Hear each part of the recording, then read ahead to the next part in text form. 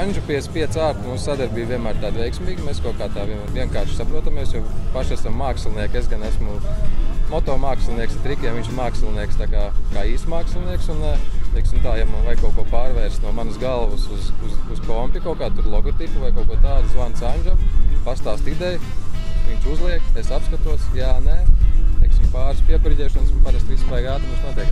Nu, vizuālais, tas jau, teiksim, šī sportā jau ir šovs, ir galvenais. Un, ja tev vizuālais nav labs šovā, tad, principā, tas šovs ir tāds par pusē izdevies. Tāpēc, jā, nu, sevišķi ir spēcīgs logo, kurš vienmēr ir visur redzams un visiem jau iestājas galvā, ka viņš ir tas tavs logo, viņš ir veiksmīgs, un tas ir ļoti svarīgi, lai viņš būtu tāds, kas visiem patīk, nevis tur tās ķepurs, ko tā labāk redzas kaut kur aizklāta nekā tur uzlīmētas būs, piemēram.